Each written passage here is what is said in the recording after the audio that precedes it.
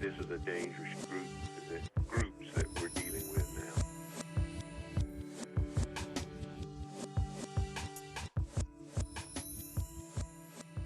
It is bedlam. It is pandemonium. It is fandemonium.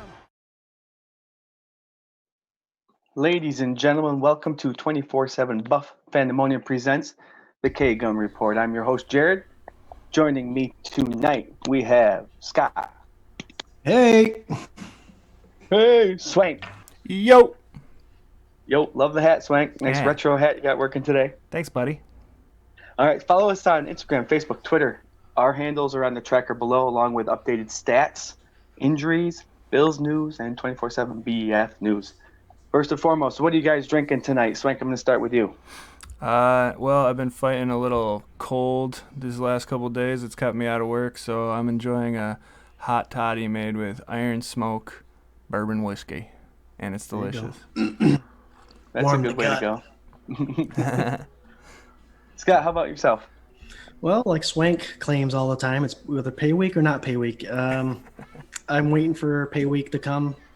It's a Coors Light kind of night. Kind of matches the shirt too, but keeping it light. There you go. Brings you back to the old school campfire days, huh? Them old Sure Clipper does. days. All right, guys, I'll be drinking Southern Tears again. I brought the variety pack this week. Lakeshore Fog Hazy and Juicy IPA, 6.5. Should we cheers to a 5-2 record, fellas? I'm I'll all do about that. Hell yeah. Clink. Cheers it. Cheers, brothers. Go Bills. Go Bills. Like Scott said, 5-2. Our Buffalo Bills beat the Jets. The Jets 18-10. Hey guys, a win's a win, right? Yep. That's the way I look at it. All right, so the best part is, right, we're 3-0 in our division, which is always a very important thing to be, and then we're 5-2 in the NFL. It's an awesome start. We got to keep going though. We have the New England Patriots coming into Buffalo this week. It's a great chance to go 6-2 and 4-0 in the division, but we'll get to the New England Patriots later.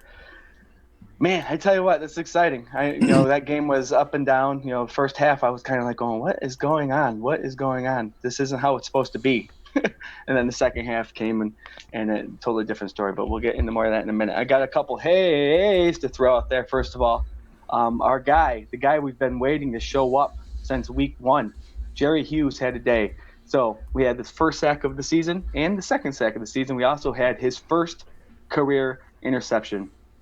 And then we had a young stud coming off of the practice squad this week in Dane Jackson, and he played his first game and he did great, and he got his first career interception too. So hey, that's all you got.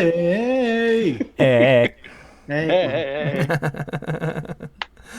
All right, Yeah, man. Let's Dane, I just wanted to say really quick, Jerry, man, that I love that interception. That was so beautiful, and he really woke up this week. I don't know. What a heads-up play, man. It kind of, I'm not trying to be Homer Justin here and whatever, but there was this play I remember Bruce Smith way back when. I don't even remember what game it was, but he reached out, grabbed a dude, tipped the ball, and intercepted it, like, all in the same motion, and it was super, super athletic and beautiful. So I'm pretty stoked on the Hughes interception. Hey, and I know we're all about handing out apologies, and I did call him out last week. Basically, I said he was out of control going around the edge. He got all those pressures, high ranked, but was not getting any sacks. Yeah. So, it finally happened for you, Jerry. Congratulations.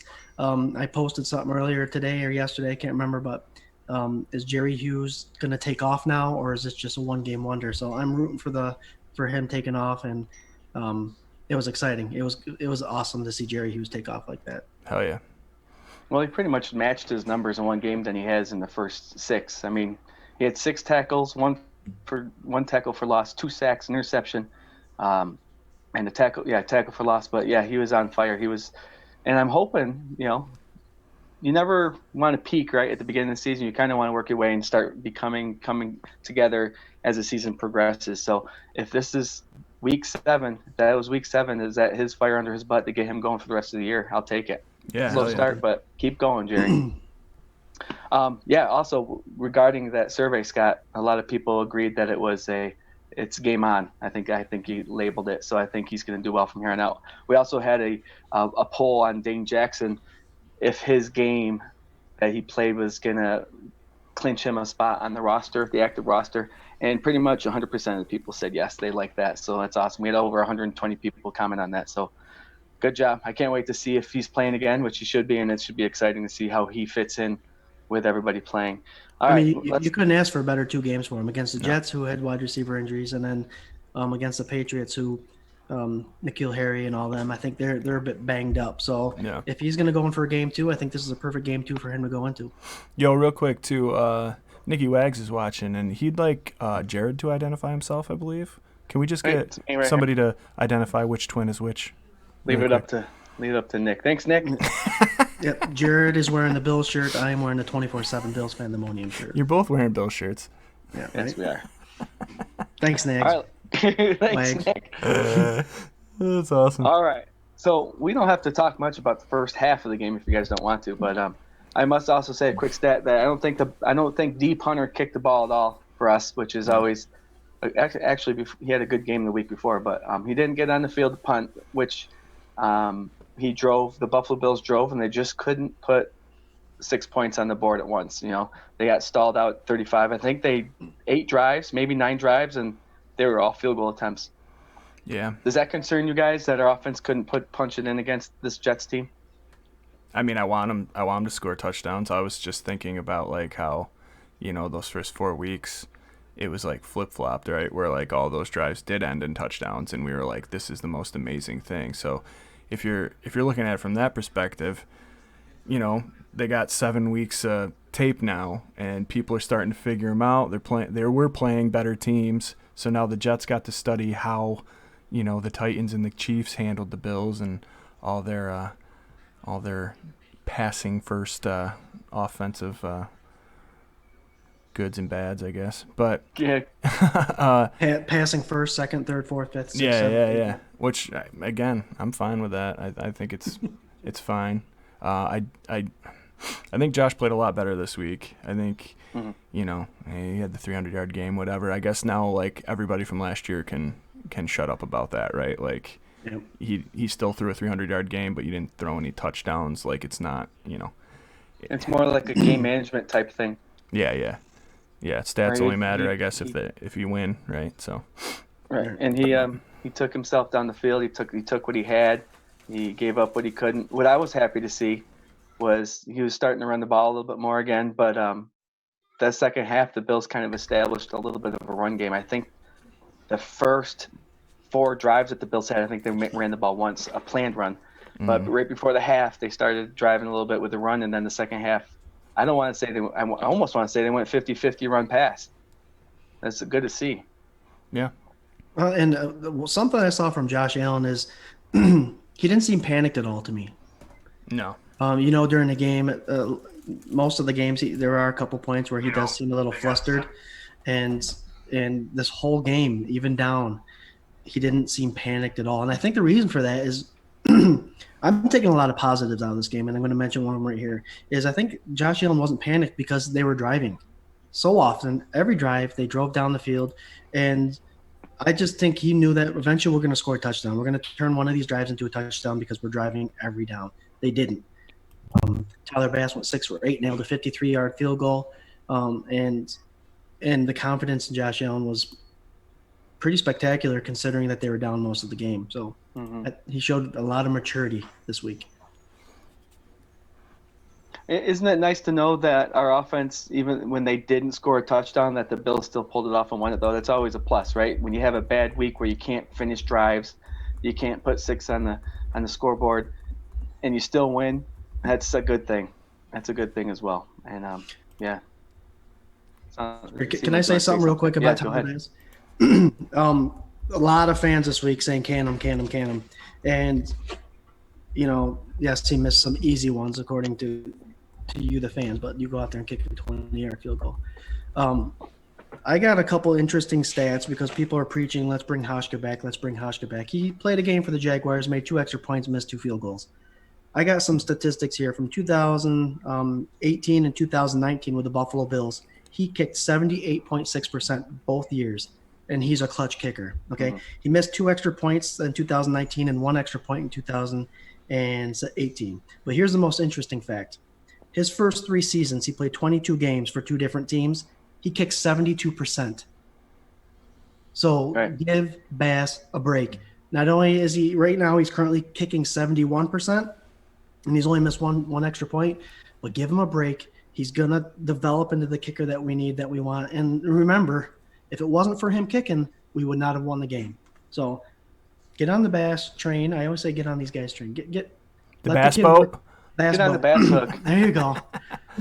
Big boot. What were we saying in the on the game day thread? It was Big Bass, baby face boot. Big boot, baby face Bass. Yeah. Big boot, baby. I cannot get over how much of a kid he looks. Oh man, dude, he looks like remember when the water boy figured out like how to get his energy out or whatever, and then the coach turned into the baby. Yeah, coach. That's what he looks like.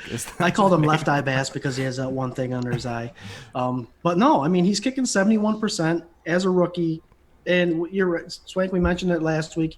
We didn't need him the first couple weeks because we were scoring so many points. Yeah, we needed him this week. He went 6 for 8, 75%, not bad. And he kicked a 53-yard field goal and got the only points for us. So please just hang with us, guys. It's Bass is our kicker. They're not going to get rid of him, and he will come in the clutch one of these games for us. He's a rookie. Yeah, He's Eder a Bass rookie. is our kicker, our record-tying kicker, right? Yeah, you we've got it, been Eder. saying it Welcome back since to the the show, beginning. Oh yeah, it's sorry, That's all right. but it's like that's what we've been saying since you drafted him, right? And you went with him. It's like you're gonna have to cut him some slack. The dude misses a field goal, and all of Buffalo just like goes crazy. And it's I don't know how many people on Twitter were so pissed when he missed that first one on Sunday.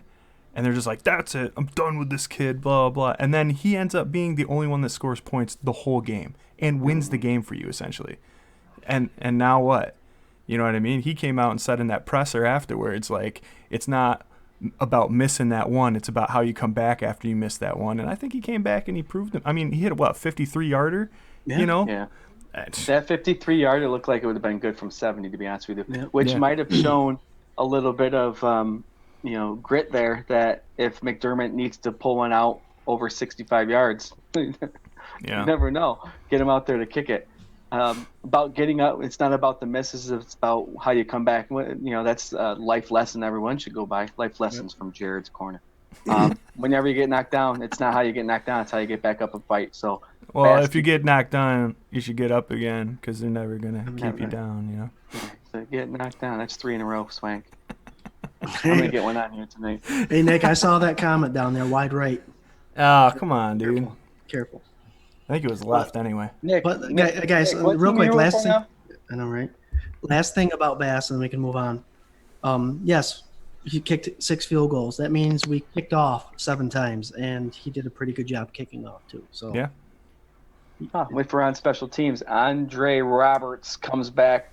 There you go. Proves why I think, is he still ranked number 1 kick returner? Number 1, baby. Yeah. Number 1 in punt returns. He hasn't even taken one back yet. He hasn't even taken his back yet. So you want to know what's funny? I was watching that Steelers game a little bit, right? Did they switch over to that after the game? And I think so. They were talking about our boy Ray McLeod and what a fantastic returner he's been this year. And guess what? He's ranked 3rd behind Mr. Andre Roberts. So there you go. I don't want to hear any more about Andre Roberts. He had one bad game. The whole team did. He's definitely worth the spot. Mic drop. Mic drop. You like to do the mic drop. All right, so quick before we're going to go to the defense really quick, but I just want to say Allen looked good, 69% passing, 300 yards passing, 300 yards rushing. He again passed it to 8 receivers, so that's spreading the ball. Our Beasley defense, with a big first day, half. too. Beasley, what do you have, 11 for 112? Yeah, and he definitely had over 100. Yep. Yeah, that's awesome. Diggs kind of, what do you have, 6 for 42? Yep. Still, that's 6 receptions, 42 yards is what you make of it. Yeah. He's still number 1 in the AFC, too, leading all receivers in the AFC. I think he's number 5, 4 or 5 right now. It's good to see Cole Beasley step up and, make up for John Brown being out possibly. Right. But, man, when you're called, you definitely have to show up. All right, our defense, first half woes. The Jets had the ball 19 minutes, and they had 214 yards total. Do you guys, by any chance, have what the second half listed of? Because I do. 4 yards total. 4? Yeah. Yeah. The Jets had the ball for 7 minutes. We posted something on what was the score at halftime? 6-10. Yeah. Scott, you said, what are the thoughts? And a lot of people said, the defense has to do something. And they started blitzing. They started getting pressure. There's a little bit of confidence behind them. What a turnaround! 4 yards. Man. Well, I kept saying, hey, look what the blitz will do. Look what the blitz will do. Look what the blitz will do. And I know I hate to spread rumors. I hate to start rumors, but it's almost Frazier hasn't made these kind of adjustments yet all year, and all of a sudden this is happening. I don't know if McDermott played a role in any of that defensive scheme in the second half, but it'll be interesting to hear about it later. Yeah. Well, I listened to WGR 550 on the morning, and they kept emphasizing that they think the blitzing increased because they didn't really have to worry about any big receivers making plays, so they took chances with the blitzes. So I can see that view, but it's one of those games you're playing against an NFL team. All the receivers are at least above average, I would say. Maybe you throw these blitzes in to build confidence for your other players. And hey, if this is a stepping stone to get forward, move forward, you might as well just take it and take advantage of it. Bills did. Well, what happened when they made that adjustment, and then they make that adjustment and they start pressuring Darnold, and he folded. Like Right. we say that almost every single week too, where it's like, I don't know, if you have Milano, who again was limited this last week, right? He was on, he was playing, but he only played like 17 snaps or something like that. Yep. So you had Klein out there and whatever, and you know that a guy like Klein can't cover the way Milano does, then it doesn't matter if you think you have a wide receiver or a tight end that's going to get free, and you can't blitz because of that. If AJ Klein's covering that guy, they're probably going to catch the ball anyway. Like that's the way it's. So for me, I'd rather have that extra guy coming from somewhere, like at least a couple times a series to make him have to think about it twice before taking that extra second. And when you think about it twice, you're sacked. Exactly. Yeah. So I love that. Second half adjustments were huge, and I don't know if McDermott called it or, what if it's even come out. I doubt it right now that it would. Right, but that defense looks so different in the second half, and it looks so different than any of the other games. The first thing I thought beginning of the fourth quarter was, I think McDermott's calling these plays. Mm-hmm. Who knows? Who knows what happens? Hopefully Frazier is starting to think, you know what, I'm going to blitz. We have him. I'm going to do it. But we might not ever know. But I don't care as long as that I'm defense okay with shows that. up again. Yep. Absolutely. Yeah, I think. I loved it. They had pressure all game with 4, but they weren't getting to him until they started sending one more, and then all of a sudden it was like rampage. Swank, going back to what you said earlier, they're still going to catch the ball if they have somebody less than average covering them. Yeah. Donald was having a good game. Yeah. He was having a good half. Oh, hey, yeah. Just I know I said in the messenger I was going to bring this up. I have the numbers in front of me right now, so okay, go ahead. I just wanted to bring this up. That the last time that the Bills played the Jets, before they played them, I made the mention that all of New York City and Upper New Jersey thinks that Sam Darnold is like the king of quarterbacks, the best out of that class, and that seems to be like a national kind of like feeling too amongst beat reporters and ESPN analysis and all this stuff. And I've made the comment several times that I think he's garbage. I think he falls in that Jay Cutler, Phillip Rivers kind of like conversation where like you make these excuses for them that they don't have this team around them. And right now you probably really can make that argument for Sam Darnold, but it's year 3. And I'm so sick of hearing, well, but if maybe, well, all these things where like if you had a coach, if you had receivers, you had a line, like, okay, like literally your argument is he would be Josh Allen if the Jets cared about him as much as the Buffalo Bills care about Josh Allen. So just for comparison, for all these, I'm not going to say what I said in the message, but it had to do with star effing, What's the effing mean? That's for the after hours show. Yeah. We start at 9:30. Yeah, which I guess it is technically. So head-to-head this year, Josh Allen has 619 yards compared to Darnold's 335 yards. He has 3 total touchdowns to Darnold's 1 total touchdown. Allen's completion percentage is 71%. Darnold's is 57%. And Josh has thrown 0 interceptions against the Jets, which is a Greg Williams defense, which everybody talks about, right? In comparison to our somewhat lackluster defense this year, which Darnold has 3 interceptions against.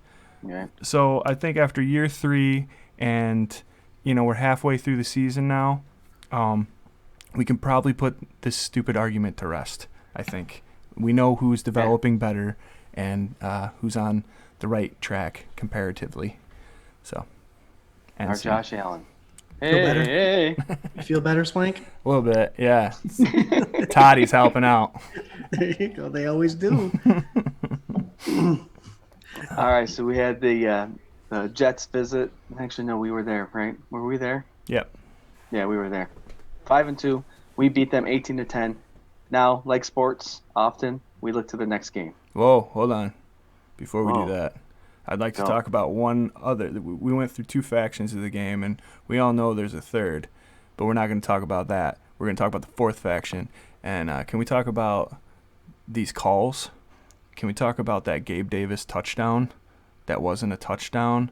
Can we talk Okay. about some of these phantom calls that have just been like completely plaguing the Bills? Can we talk about Like the flags Micah that come Hyde? after the timeout, TV timeout. Yeah, these flags that are like 5 minutes after the fact. So, Like, I'm pretty good with the rules. Can I explain the 2 for you? oh, absolutely, do it up. Hold on. There you go. Now you can. All right. The Gabe Davis touchdown, legal formation, right? Mm-hmm. And I'm hearing that Gabe Davis was not lined up right. Stephon Diggs was not lined up right. And I think they even pointed out, which is the only thing I can see, was our right tackle was not all the way on the line of scrimmage. Yeah, he wasn't covering the tight end. He wasn't back far enough. So my understanding was that they called it on Gabe, right? They called it on Gabe. Because Gabe wasn't lined up right. Right. And then they said that created Stephon Diggs to not be lined up right. That was the first explanation. But then they replayed it, and Gabe was on the line, and he signaled that he was on the line, and No, he Stephon was. Diggs stepped back. So all of that was correct. So now there's, what is it, a right guard that was off the line? The right He was a tackle little was bit back. Right tackle.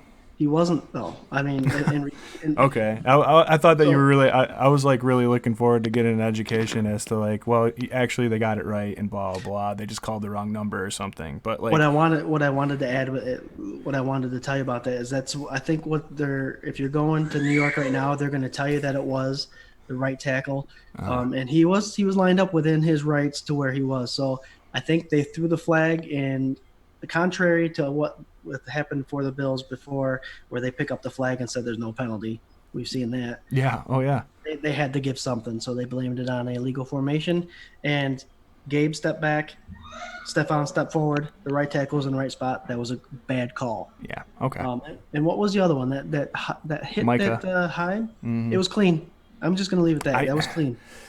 It looked bad in real time, but that was like, it looked bad. But he's made that hit before. I remember him making a hit just like that last year, and I swear to God, it was like against the Steelers, and he jarred that ball loose. And in real time, it looked like he tried to pull up and hit his helmet, and I was just like, ugh. And then they showed it again, man. He was doing everything he could to turn away, and that was all shoulder to like the upper shoulder chest pad area of the other receiver. I mean, I don't know what the hell you do. Like, what are you supposed to do? And even when they were Did explaining, you everything replay those penalties? no, I I don't know don't if you think can pull so. that back. No, so it's a judgment call, and Yeah. I understand why it was called, but they have to make if it's a defenseless receiver or high hit, it has to be replayed. It's got to be replayable. I mean, guess- I'm gonna say it was clean the whole way. I mean, he didn't like lunge. He didn't lunge. He didn't hit head first. He didn't lead with his head. It was all chest, shoulder to chest, shoulder, and it was on time. It was perfect. Great hit by Hyde.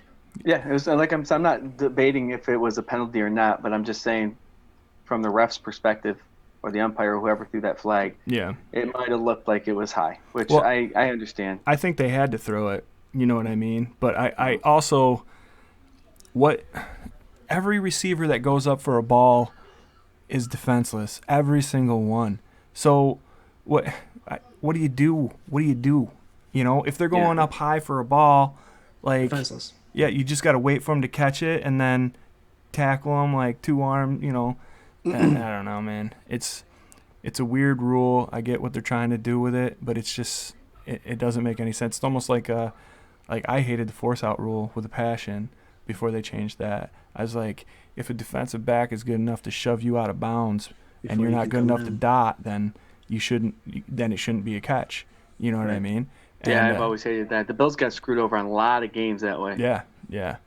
So, like, you know, I think, I don't know. I don't see it going away. I wish it kind of would. Or they would, like, at least clarify it a little bit more, or maybe take a replay on it, you know? Like, I think any guy that, you know, doesn't come down with the ball could sit there and hang his head a little bit and draw that flag, some sort. right? You could. It's like the basketball 3-pointer, right? Yeah.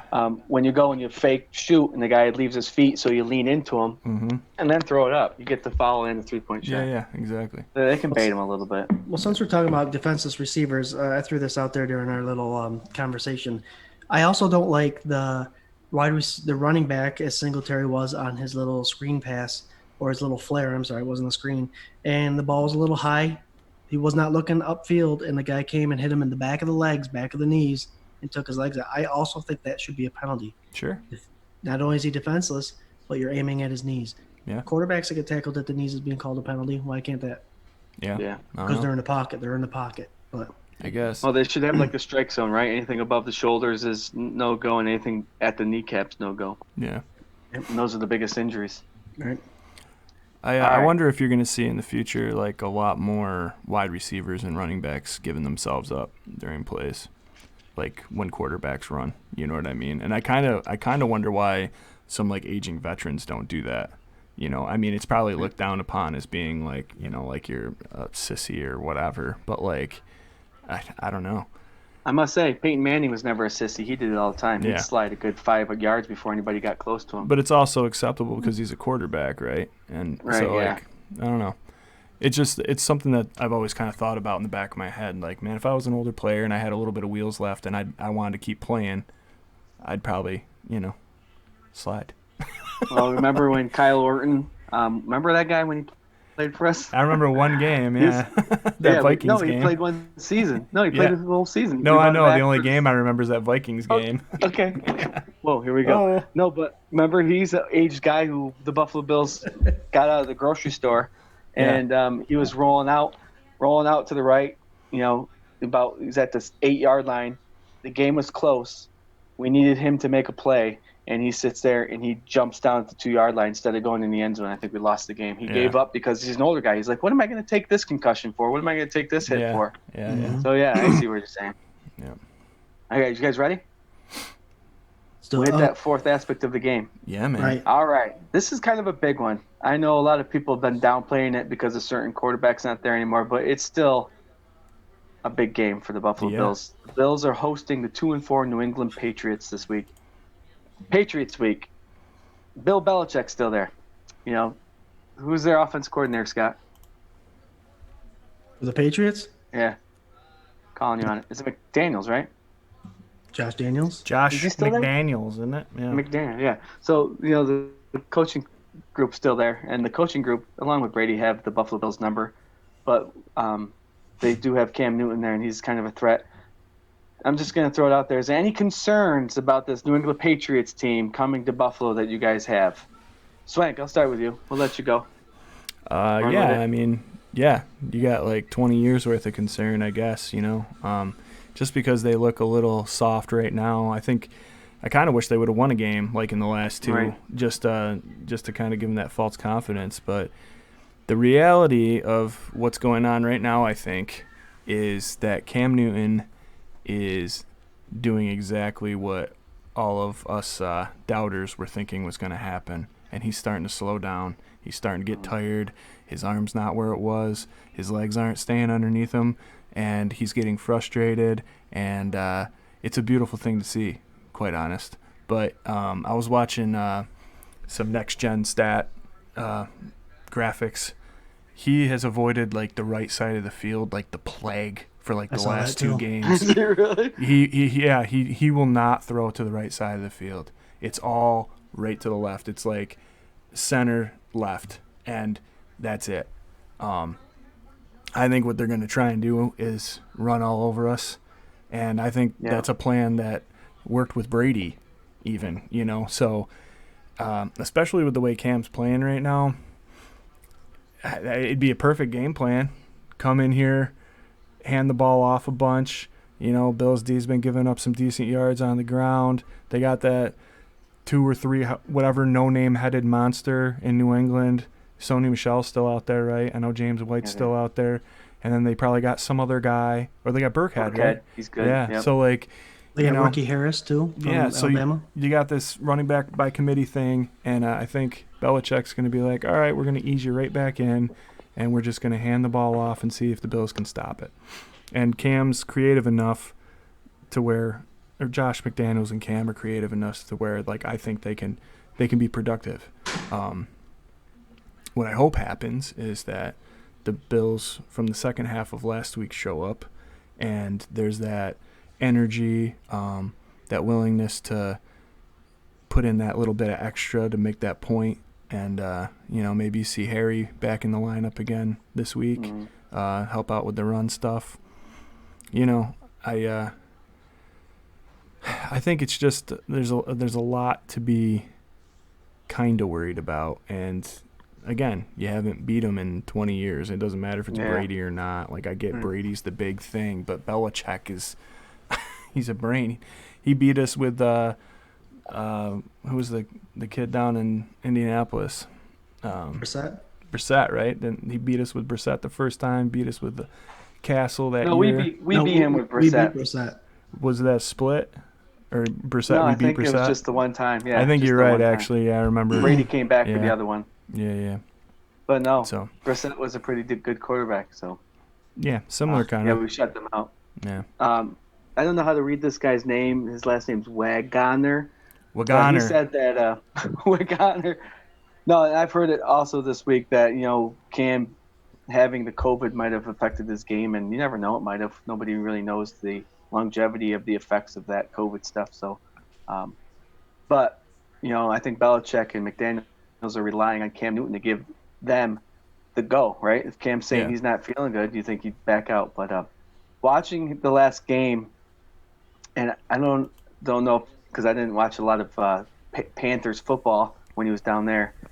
He grips that ball, and a lot of those balls it seemed like he was throwing that he just let go too late, right? Yeah. And they all went to the ground. Yep.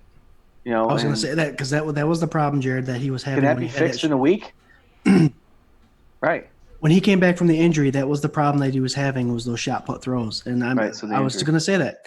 And it's a lot easier to throw a ball. If you're hurting, it's a lot easier as a right-handed quarterback to throw the ball left than it is to open up and expose that arm and throw it right. So I think that's why he's throwing it left, and I think that's why you're seeing a lot of those shot put throws that he's been doing.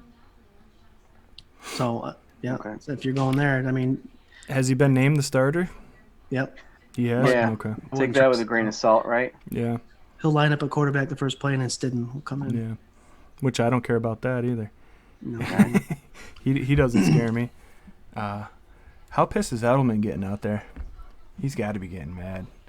Like, he's a hothead anyways. Yeah, I'm man. sure he's throwing fits. I'm sure he had those first couple games where he had like record numbers and everybody's like, "Oh my god!" And then that Edelman, he's an oddball. dude. The way he plays, I don't know if you ever heard him talk about how it's whatever the coaches want him to do. So he's definitely a team player. He's definitely there to win the games, but then you see his play on the field. He's a great receiver. He's fast. He runs the routes great.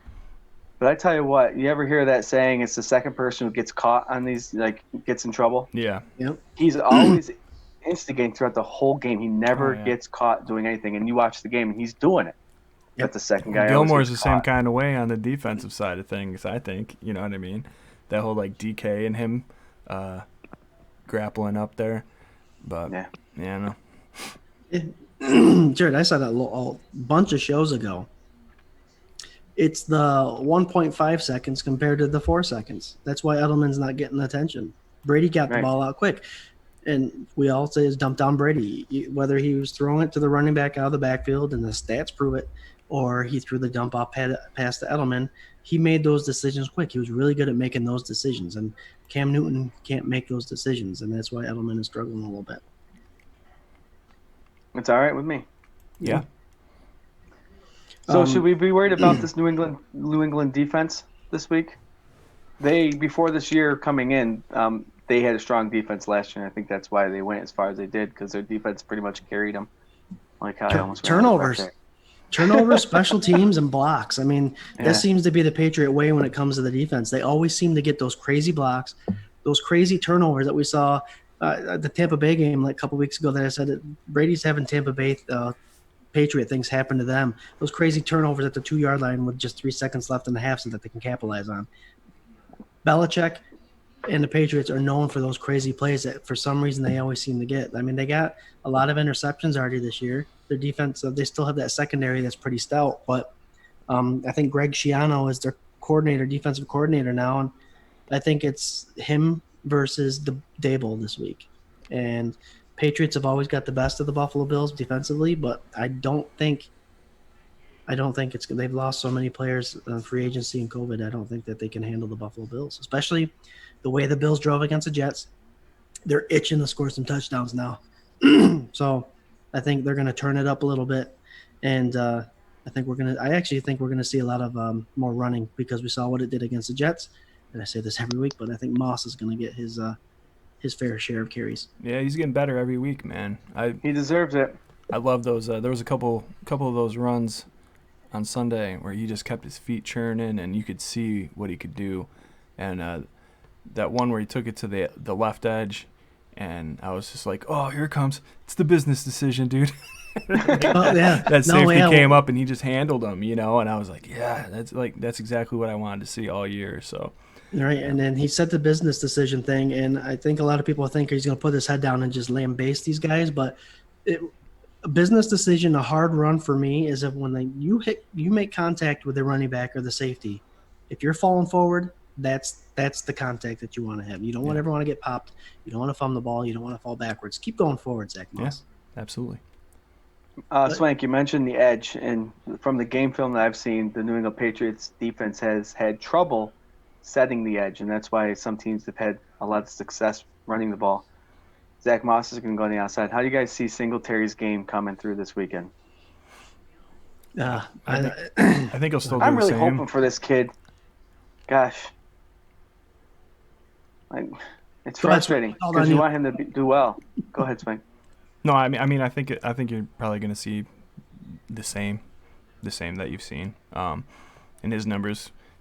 Whether like 40, 50, 60 yard, like creeping around there, like most weeks. You might see it a little bit more. I kind of doubt it, man. I think you're going to see Josh throw all over him.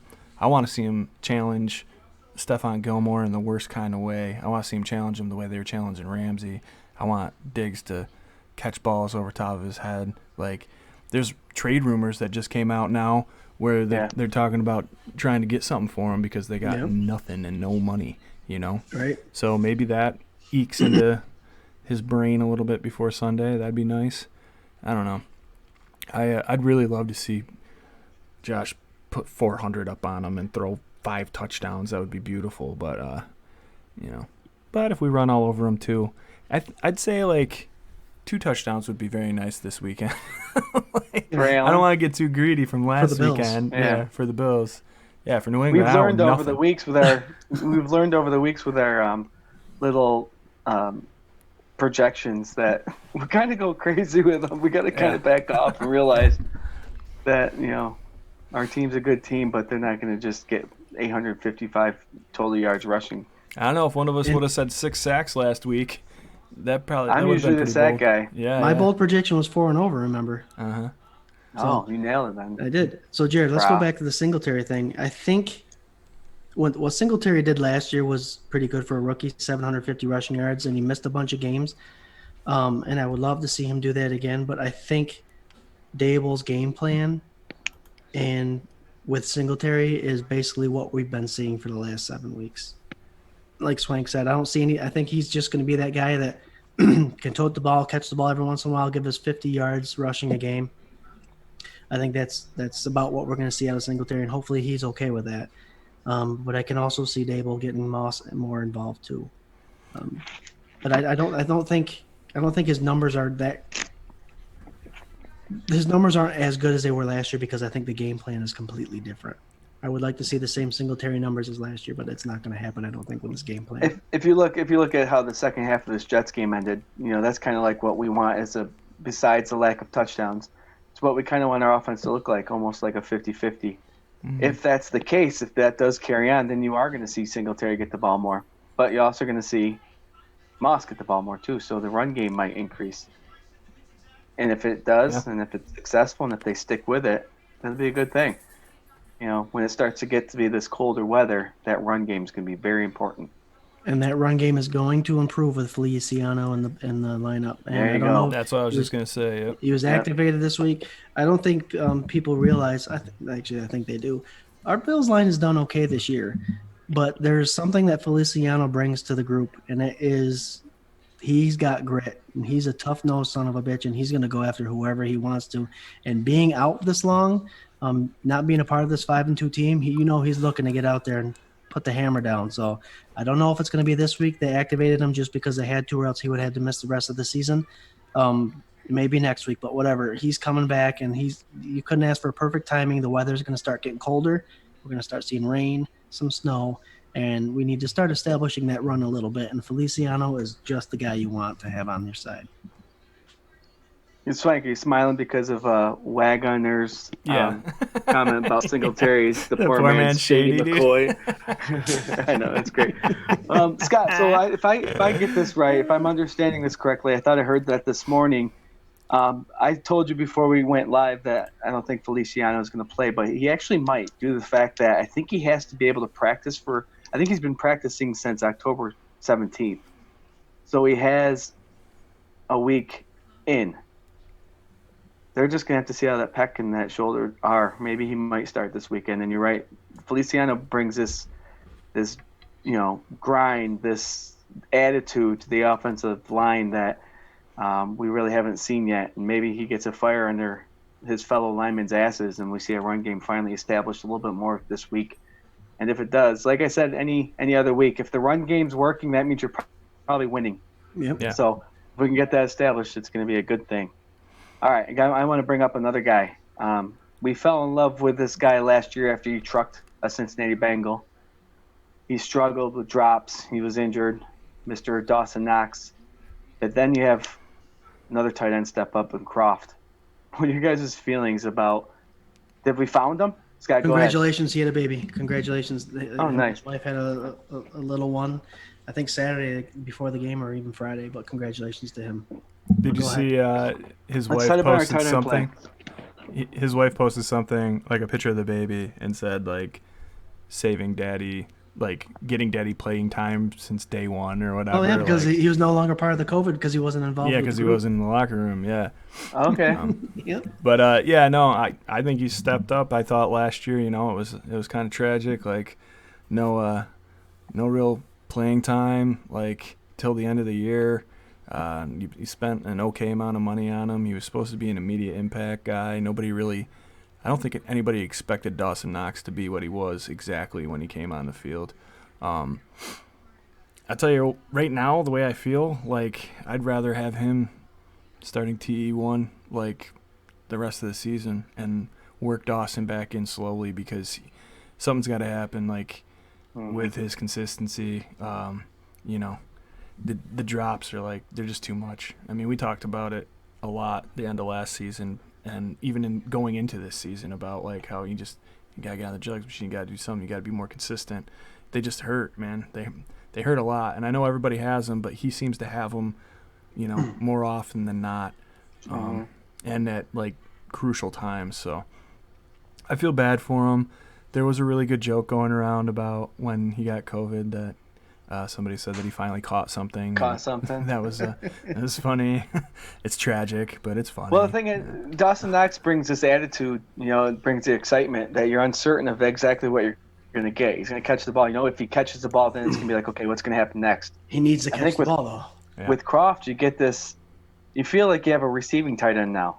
You know what I mean? Except when that maybe the line markers trip him up a little bit, he would have scored the touchdown. That would have been a touchdown. But I feel a lot more comfortable with Croft in their receiving touchdowns. And I must say, Croft was a great receiver, but Gilliam showed a little spunk too. Yeah. He took a hit. I don't remember that hit that he took, but he got right up after he actually covered the ball up and lost the battle. That's where you get that fullback background, man. Like, he showed a little umph, and I like that too. You said it right. He did take the hit. He did not deliver it. He did take it. Oh, I think there was two. He had a low guy and a high guy. There's two guys on him, so. Yeah. Well, he got spanked, but But you're right. He but the stood up fact and shook he it off. covered that, he covered that ball up. He knew that hit was coming. He anchored down. He took it and he got right up. So, the fact I think we got Gilliam as the thumper, and I think we have Croft as the receiving tight end. And I'm excited about the tight end game now. I love Dawson Knox, but Go ahead, Scott. Eder Landetta said Kraft should start and Knox should keep developing behind him. Yep. I agree. Yep. 100%. That's what I just said. Yep. Perfect. Yeah. It's right. I wonder what's gonna happen with all of his like the protocol stuff. I mean, is he quarantined straight out 14 days, or are they still trying to wait for him to test negative twice and then he can come back, or I don't even know if like the rest of the room was just exposed, right? They haven't tested positive yet. Right. You haven't heard any news of anybody else testing positive, so. Yeah. So I don't know. Yeah, I know a lot of people got crazy when they first heard that Knox was out, and then he brought half the tight end room with him. They were like, "Oh my God, everybody has COVID," and it's like it's not the case. If you're in contact with someone with COVID, you have to go on the list. So Yeah. we'll find out in the next couple of days. It's funny they didn't cancel any games because of all 5 of them. Yeah, Because of weird. tight end. Weird how it works. Weird. Gotta be from Tennessee or New England to get that kind of treatment. You know what I And mean? one guy's got it. Let's reschedule. Oh my God, it's our quarterback. We have to reschedule. All right. Oh man. Jared, All right. Do you have any concerns, Jared?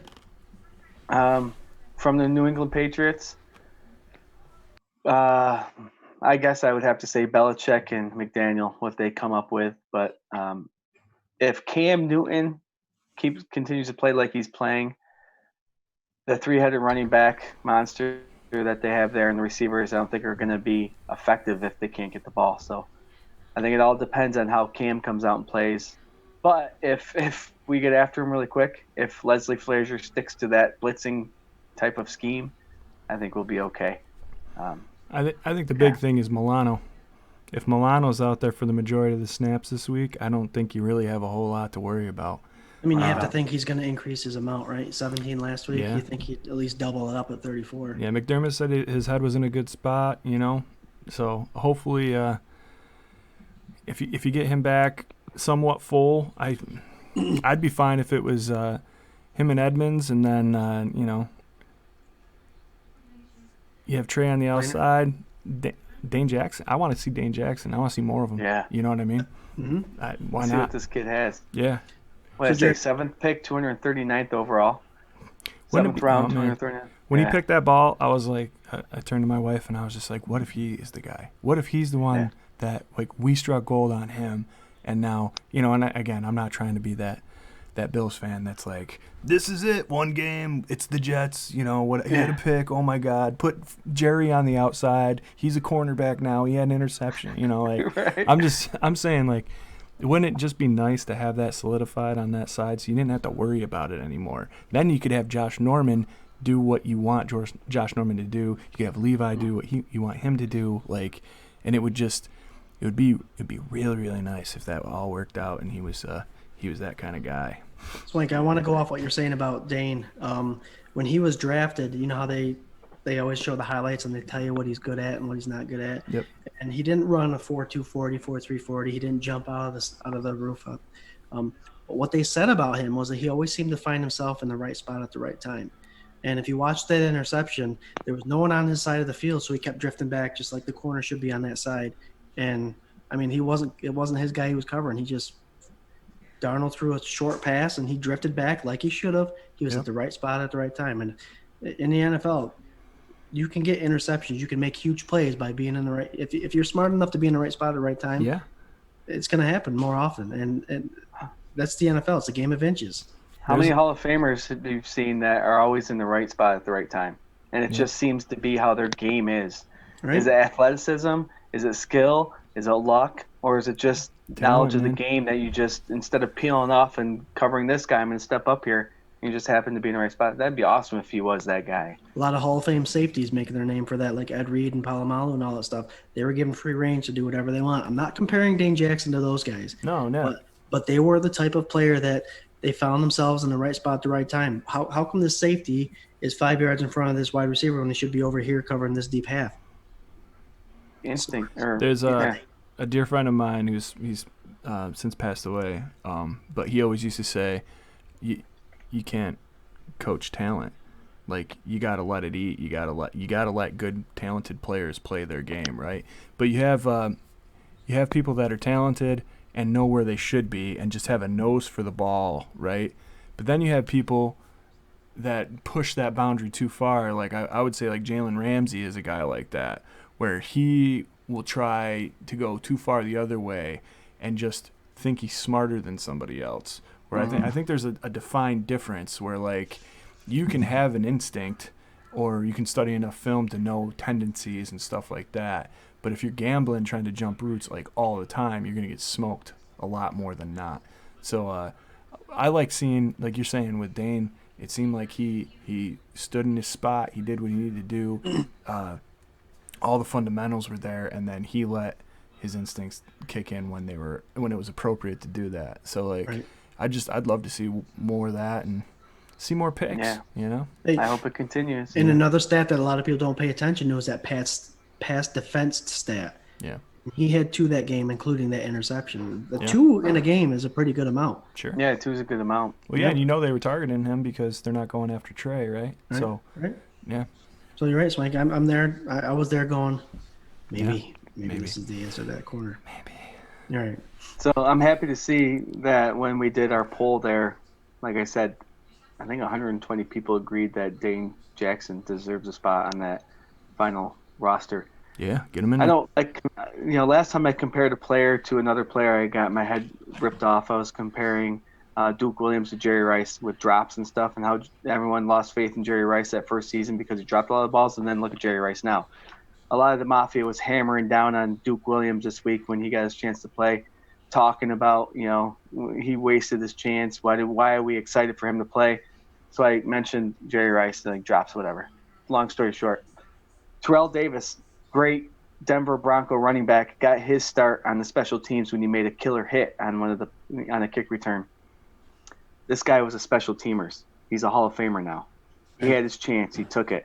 Dan Cook, 7th round, 239th overall pick. He had his chance, and he's one game. I know it's only one game, but he stepped up and he made the best of it. And Swank, I'm right there with you. I hope he's one of these guys that, man, who knew? Right? Well, there's those dudes, man, when like in practice they can just, I gotta assume with all the talent that you have in an NFL roster that when you're practicing and you're not going full speed, there's an element that's missing there, right? That you can't like calculate. And that's why you have these guys that are, when they're in live game situations and it's full steam ahead, they shine because that's what gives them that extra boost. That's that extra like X factor that's missing from practice. Things aren't scripted. Things are like deduced, and you have to be a player in that moment. Right. So like, maybe that's what it is. Maybe it's something where they're like, well, he's kind of young and he's showing a good amount in practice, but not as much as blah, blah, blah. Now you got this perfect storm lined up where you got some injuries. You're looking for somebody to step up, and he stepped up. Like, he stepped up huge, I think. So He did, and the situation is looking good for the Patriots game for him as well. So, yeah. And nothing makes a player better than building confidence, and hopefully these 2 weeks do that for Dane Jackson. Yeah, but Dane Jackson against the Jets was the momentum changer, which is also great. He's the one that picked that ball off, and they went and kicked the field goal for half. He's the one that changed that momentum the whole game. All right, guys, it's time for the bold predictions and our score predictions for this Bills game. Swank, do you have that graphic up right now with the pick'ems? oh yeah, there you Get it go. up There there. she is, buddy. Look at that. There, you got it up there. So I noticed I'm in the basement all of a sudden. Yeah. We make a graphic and not when I'm in the basement. That's cool. Can we get that up so everyone can see? So with the AFC East, we're doing pretty well, but with the NFL, I'm doing the best. But guys, for this game against the New England Patriots, it is at home but without fans. Who wants to lead the way? Put your hand up. All right, Swank, you tipped your head. Let's go with you. What's the bold prediction for the New England game? What's the score prediction for the New England game? All right, I think it's gonna be. Not a blowout, but not more than like a score or two close. So I'm gonna say 24-13 Bills. And for my bold prediction, I'm gonna say that Trent Murphy gets a start and he gets 2 sacks. How about that? Are you making up for earlier this preseason when we had him Yep. not making the team? Yep. Do you You think got to Trent earn Murphy's that $8 million. He's got to earn he's that. bringing? You think he's playing? I think so. Yeah, I think he will. Okay, I hope you're right. You think it's more of a trade bait thing, or do you think he's playing because they want him to play? I think this is his last season, and I think Right. Epinesa, with as much as they've been like increasing his playing time, and talking. And he's him up, looking good and hyped during that he's playing looking time. very good and hyped. Yeah. So if he can, if he stops looking at Uncle Jerry so much for those cues on when to try to time, sacks and getting the offside little stupid stuff, most of his instincts have been right on.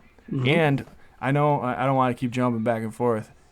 Ed Oliver had a fantastic game this last week. So did Quentin Jefferson. Yeah, I mean, Just so you know, our defensive tackles did great. yeah, they had that pressure in there. They were within arm's reach of Darnold all of the second half, and then in the first half of the game they were getting there too.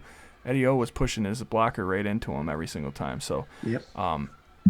that's huge. But yeah, I think these young guys, man, they might catch fire under their ass and start to do a little something. I think Trent, I think he finishes out the rest of the season.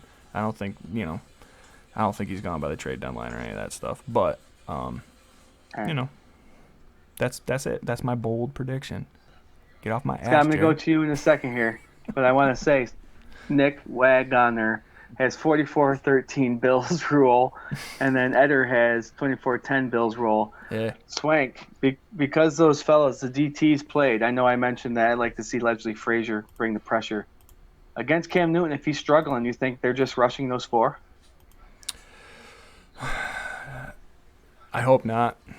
I hope they just send. keep going I at hope it. they send him. I don't think Cam's got the legs to get past the linebacking core. I mean, I think Not anymore. no. I think he's tired. I think I hope I mean, I know he's probably gonna watch this. And I hope he doesn't. Yeah. Let me jump in. Let me intervene real quick. I'm telling you, it's intimidating to play against the Patriots. It is. Teams go in there all the time with a game plan, and they're playing Belichick and the Patriots, and they lose their focus. I think the best way defensively to jump all over these Patriots is by bringing pressure. Realize that it's our time. Bring the pressure. Bring the defense. Blitz. Frazier, I think, will bring the pressure like he did the second half against the Jets. No, I think Keep you're it right. coming. I think people come in and they play the Patriots soft because they're trying to like They don't want to mess up. Jedi mind trick themselves. They're like, Belichick is this like crazy mind, and really, the fundamental part of their game is that they just play football. Like they play their game the way they want to play it. And they're So- opportunistic. From beginning Yeah. to end. Yeah, and they don't they don't hurt themselves. Like that's always been their game plan. But people get so shook when they play them, and they try to do all these crazy things. And I mean, we have good players. I think play your game, and Yep. put pressure on the quarterback. Look at what happened to Sam Darnold. The first half of that game, the commentary was like, "Here's the Sam Darnold we've all been looking for," right? The second half of that game, Let's go. They're Like, doing really? great. right? Yeah, that's Yeah. really what it was, right? They were just Yeah. like, "Oh my, look, here's Sam Darnold. Yeah, finally, blah, whatever." And then the second half of the game, 4 yards. Like you knocked him on his ass. He had so many errant throws. Like it. That's what you need to do. Time and time again, man. If you shake up a quarterback, even the good ones, the really Yep. good ones, especially the good ones, like they can't stay on track. It gets in their head, man. You can't take those kind of hits over and over and over and over and over again, unless you're Brett Favre, I guess. But Yeah. But that's the difference between a regular quarterback and a gunslinger. Gunslingers are going to be gunslingers regardless of whether or not they're getting hit or not. and that's Josh Allen right now. Yep. Like Yeah. he's been standing in there and taking dumb hits, like That pass to Croft that he hit on Yeah. the sideline, spot on. Well, he was getting hit. yeah. That touchdown pass to Gabriel Davis, he got hit. Yeah, and you stand in the pocket and you take it as long as you're not running around for 10 seconds and then hold on to it a little too long and then not get Chipmunk? to the line Chipmunk? of scrimmage. yeah, it's squirrel. Squirrel. Yeah. All right, Scott. What's your score? My turn yet? Bold prediction. Wait, before we get to you, Eder. Taron Johnson, pick 6. Bold prediction. I like it. Hell yeah. Look at that. Look at that. I don't know. I think they're gonna score the touchdowns they didn't against the Jets. Let's realize that when they did drive the ball quite a bit against the Jets, the only problem is once they got inside the 35. Penalties killed them. I think they'll fix that. And I think the offense will have this mentality thinking, we couldn't score against the Jets. We're going to score this week. I'm going 35-10. 35-10 for my score. And only because I don't think they have the defense. I mean, look at their linebackers. You can't even name one of them. Their corners are still good. They got the McCourty twins and Gilmore. And their defensive line is pretty shot, other than their defensive end, Winovich, who got a personal foul last week. It's kind of cheap. They just lost another linebacker. Right, Yep. So they're running thin on defense. My bold prediction is not a stat. It's not an offensive or defensive guy. I think my bold prediction is you are about to see the tides turn a little bit. You're going to see McDermott outcoach Belichick. And it's hard to see how you're going to do it because you can't always outcoach someone and still kind of blow them out. You're going to see Belichick frustrated on the sideline because they put the cameras on him quite a bit. So watch Belichick. Last week you saw Belichick put his hand on Cam Newton and kind of, you never see him do it, put his hand on Cam Newton and kind of go to the sidelines. He doesn't do that to players, and he did it to Cam Newton because he knows he needs them. You're going to see Belichick lose his stuff this week, throw his headphones on the ground, reach down the rest of his hoodie. I was going to say sew the sleeves back on. Reach down in the sleeve of his pants and throw out the 5,000 things he's got in there. You're going to see Belichick flustered this week because of McDermott. Shave his son's stupid mullet off his head in frustration. Oh, man, that's crazy. But no, I'm not giving any stats. I'm just going to say you're going to see McDermott outcoach Belichick, and it's about time. And the Bills are going to start taking over this AFC East. I love that. I'd love to see that. Yeah, it's a good feeling. Back to the 90s style. Mm-hmm. All right. What's your Perfect. bold, Jared? Well, whether or not Feliciano returns or not, my bold prediction is we're going to run for over 200 yards rushing. I'm not going to put it on one player. I'm just going to put it on the team. It's going to be a team effort. We're going to continue to dominate the time of possession. So bold prediction, over 200 yards rushing. Final score is going to be 35-13, Buffalo Bills. Damn. The Bills. And you know what? I don't know why it dawned on me, and I got goosebumps just thinking about it. Guys, this is going to be the second week in a row that we get to sit there on Sunday morning and wake up and think about the Bills playing at 1 o'clock again. It's normalcy. We love it. And it's just a good feeling that the NFL's kind of got control of this. I don't want to jinx anything, but to be able to watch a game at 1 o'clock again, it's awesome. Yeah. Get back to tradition. And look what happened when we went back to 1 o'clock. You get a win. Yeah. They did all the field goals they're going to kick for the whole year and got that out of the way. And now it's all touchdowns from here on out. Yep. Hey, I like it. Bold prediction. We're going to ignore Wagner's comments. I've been deleting half of them. Don't delete those. They're gold, man. You got to save that for the future viewers, man. Nick, I appreciate you participating. It's fun. And I actually told my guy friends if they're watching tonight to make sure to bust our balls a little bit because they did it last time. They made for a great night. So thanks, Nick, for participating. And Eder, man, you're one hell of a fan too, man. We appreciate you. Yeah, man, we appreciate you so much. Thank you. Yeah. So guys, I'm going to go to the Dolphins are playing again this week. They're back off their bye week. They just introduced. Actually, feel sorry for Fitzy. We can spend another half hour on that, but. Tua's starting against the Rams. What's your outcome for that? Can I get your outcome for that? Swank. Of course you can. I'm going to say... I'm writing this all down, so if anybody notices, I've got my notebook up here. Need to keep track of these records. I'm going to say that, the ones for the AFC East are really pretty easy, I think, this week. But I'm going to say Tua does not blow everyone away this week, and that the Rams beat them, and that it'll be beneficial for us if that happens too, to put a little separation between us, and to have a tiebreaker if need be. So the Rams, yep. Yeah, exactly. I'm going Rams over Dolphins. Scooter. If Fitzy was playing, I was going to give it the upset, but he's not, so Rams over Dolphins. All right, guys, I'm separating myself here. What? I'm going to go Tua, and the Dolphins beat the Rams. Desperate? No, not desperate. It's a feel-good story last week. He came in, and 2 weeks ago, he came in, did his thing, and then he, after having hip surgery, he sat there on the field, and sometimes you have to bring it back to reality. This kid's been playing football his whole life, and he had probably thinking that it was taken away with a hip surgery or hip injury. And he came and played, and he went 2 for 2, as they were saying. So because it's a NFC game, I'm going to root for the Dolphins, and I'm going to not root for them, but I'm expecting Tua to come out there and play balls out and beat the Rams. Rams are doing very well, so they're going to beat the Rams. All right. That team we just beat, traveling to Kansas City, play on the Super Bowl champs of last year. Scott, I'll let you go with here. Do I even need to ask anybody, or can I just put Chiefs for everybody?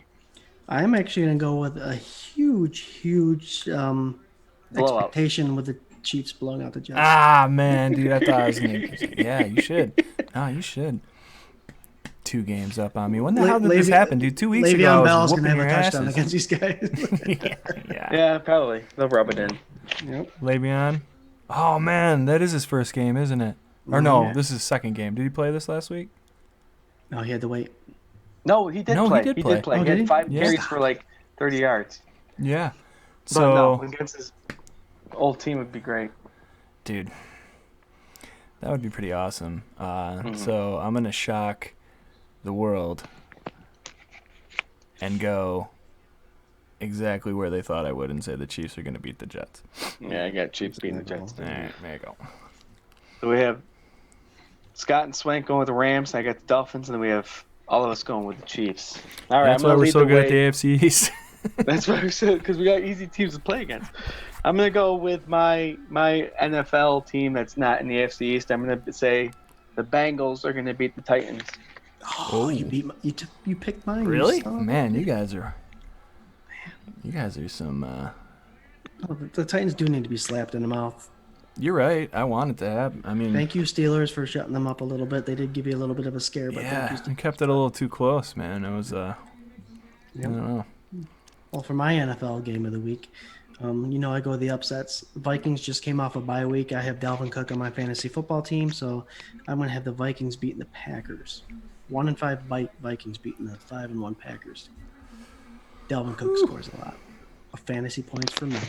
Aaron Rodgers loses another one, you think? Yep. That's bold. It's bold. What do you got, Swank? Bold bonus pick. You're not going to pick the Gents and the Cleveland Browns again, are you? Giants and Cleveland Browns? No. Chargers and Broncos is a toilet bowl game. Yeah, so I was gonna have you guys decide which one I should pick because. Don't waste your time with the NFC East. So okay, well that was the guess. That was the thing. It's like what? Swank, before you guess, next week, Scott, we need to make 2 just so we can be even with Swank because he went 1 for 1 this week in the NFL for the 2 toilet bowls. So Swank, you do 1 this week. Scott, we're gonna have to pick 2 next week so we can just get that much further in front of him. Go ahead, Swank. All right, so I'll do the Chargers Broncos game, I guess, for the toilet bowl game because that's actually like 2 teams that like have sparks of life. I think that Cowboys Eagles game is just like who's going to be the Cowboys quarterback even, I mean, they're probably better off now that Andy Dalton isn't their quarterback, to be honest, from what I saw. But, we'll leave that. I already picked that garbage game once, I think. So, yeah, I'm going to say for the toilet bowl, which I would say is like it's not like on the actual bowl. Maybe it's on the lid, and it's only a little dirty. It's not like the lowest of the low. Are you someone that doesn't clean that part off? I don't clean anything I can't see. Like that's the way. What's this? I don't know. I like Herbert, dude, and I like Anthony Lynn, and I'm saying the Chargers are gonna go into Mile High and beat the Broncos. There you go. All right. And you mentioned the Cowboys real quick. And I've seen a lot of TV shows and sports shows talk about this. And, I'm not a Cowboys fan to begin with, but I'm a quarterback fan, and I saw what happened to Dalton. And I'm going to agree with 99% of the fans out there and analysis people out there. And recognize the Bills. Listen, if Josh Allen goes out and he deliberately his head is taken off like Dalton's was, you better stand up for that man. You better start a fight, and there better be a brawl in the middle of the field. Dalton got his ass kicked, concussed, and nothing was done by them Cowboys. Shame on you. Shame on you. And it goes to show you what the Cowboys are all about, and Jerry Jones and his franchise has become. Yeah, So because there's my rant. guess what? I'm telling you one thing. If Feliciano is playing and that happens to Josh Allen, Feliciano's getting booted from Oh the yeah, game. he's gonna he's get done. suspended. Yeah, if that happens, for sure. That And all you, pissed me all off. you, I was so annoyed when I saw him getting his head take off and nothing was done by the Cowboys offensive line. That is embarrassing.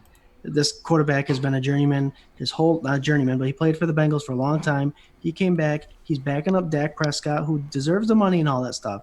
But he's your quarterback still. And he was deliberately murdered on the field. And you did nothing about it. So that's embarrassing. Cowboys fans, you should be embarrassed. I mean, Go if you're a ahead. Cowboys fan in general, I think you should be embarrassed. But that's just me. In a season of embarrassments, that was one of the most embarrassing things I've ever seen. For in my sure, life. man. I don't know. I don't think there's any room for that. Like you could compare that to what Micah did, right? Nope. Well, I mean, somebody could compare those, right? Right, yeah, And then somebody could. And you could like legitimately look at both of those, and even if you thought Micah's was deserving of a penalty, you could say that he was playing football. The other was not playing football. That was headhunting. That was Kiko Alonso. That was Adama Kasu back in his dirty heyday. It's that dirty ass shit that has no room here, like in the NFL. So that basically, Jared, that was my thought of the day. So you can skip me on that because I wanted to say something. Your final about thought? Yeah. Yeah. I mean, there's a lot of people out there that was saying, that's football. He shouldn't have done that.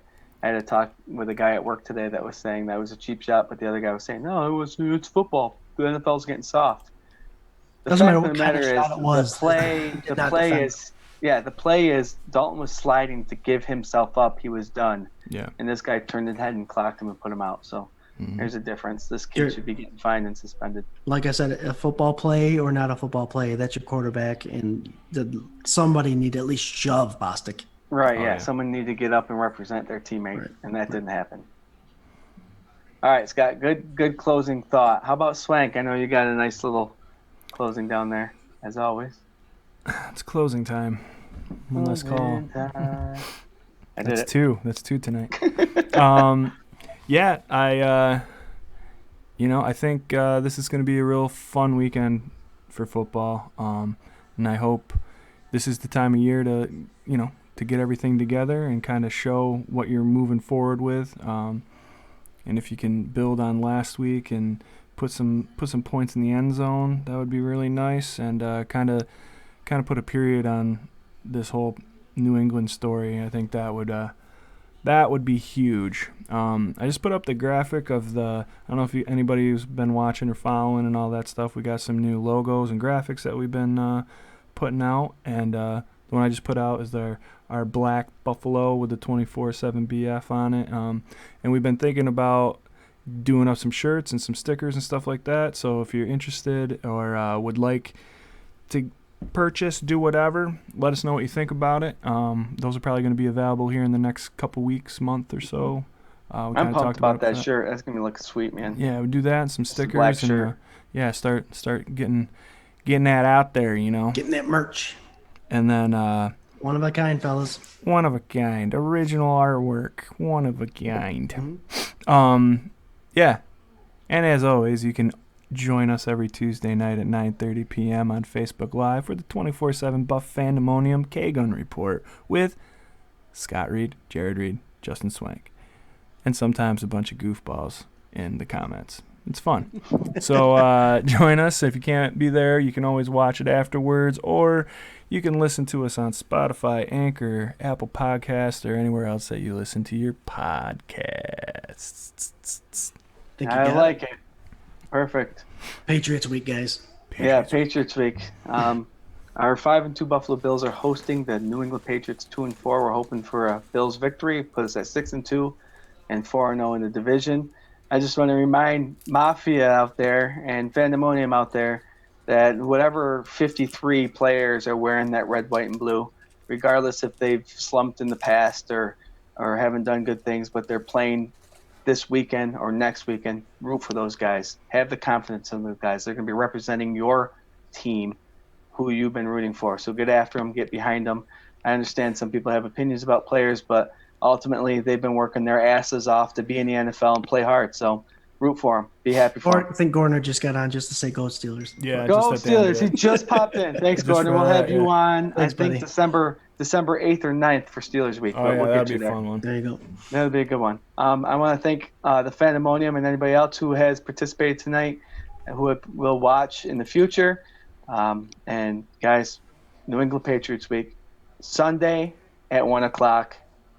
Get your rituals done. Get your traditions done. Be mindful that we're going to be doing a live comment stream throughout the game. And also Game we're going to be thread, yeah. asking everybody, what are you wearing and what are you What are you drinking for drinking? today's game? Thank you for watching. And always, Go Bills. Go Bills. Hey, hey.